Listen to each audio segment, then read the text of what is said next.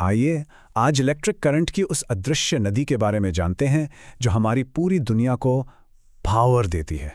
तो एक बड़ा सा सवाल, आसमान में जो बिजली चमकती है और आपके हाथ में जो टॉर्च है, उसमें आखिर कॉमन क्या है? क्या चीज़ एक जैसी है? देखिए, दोनों में ही चार्जेस चल रहे हैं, लेकिन एक में जो फ्लो है वो बिल्कुल अनियंत्रित है, एक तूफान जैसा, अनस्टेडी, और दूसरे में बिल्कुल स्थिर, स्टेडी, जैसे एक शांत नदी बहती है ना, बिल्कुल वैसे। तो चलिए सबसे पहले इस चार्जेस इन मोशन के कॉन्सेप्ट को ही ठीक से समझते हैं। आखिर है क्या ये? इसीलिए जब इलेक्ट्रिक चार्ज एक कंडक्टर से बहता है ना, उस फ्लो को, उस बहाव को ही हम कहते हैं इलेक्ट्रिक करंट। सिंपल। पारा इस फ्लो को नापते कैसे हैं? इसकी मेजरमेंट कैसे होती है? चलिए देखते हैं। इसका एक बहुत सिंपल सा फॉर्मूला है। करंट यानी I बराबर है चार्ज Q, जो एक खास समय t में बहता है।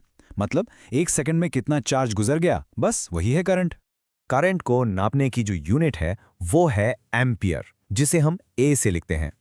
एक एम्पियर का मतलब एक सेकंड में एक कूलम चार्ज। और इसकी रेंज बहुत बड़ी हो सकती है, जैसे आसमानी बिजली में सोचिए लगभग 1,00,000 एम्पियर का करंट होता है। कितना ज्यादा है ये।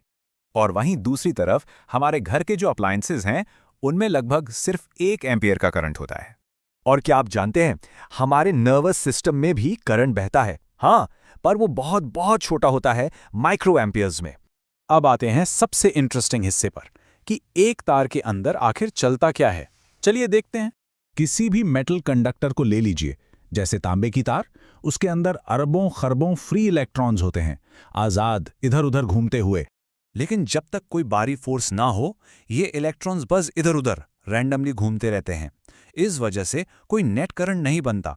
पर जैसे ही हम एक इलेक्ट्रिक फील्ड लगाते हैं, इन सारे इलेक्ट्रॉन्स को एक दिशा मिल जाती है, सब एक तरफ चलने लगते हैं।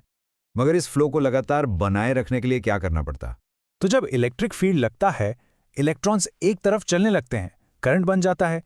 पर यहां एक क्रूशियल पॉइंट है। जैसे ही चार्जेस न्यूट्रलाइज होते हैं ना, करंट रुक जाता है। तो फिर हमारे घरों में करंट लगातार कैसे बहता रहता है, रुकता क्यों नहीं? इसका जवाब है एक कंटिन्यूअस मैकेनिज्म जो चार्जेस को सप्लाई करता रहता है। जैसे एक सेल या एक बैटरी, वो इस इलेक्ट्रिक फील्ड को बनाए रखते हैं, टूटने नहीं देते। तो आखिरी और सबसे जरूरी सवाल, अगर इलेक्ट्रॉन्स इतना धीरे चलते हैं तो स्विच ऑन करते ही लाइट तुरंत कैसे जल जाती है? सोचिएगा जरूर।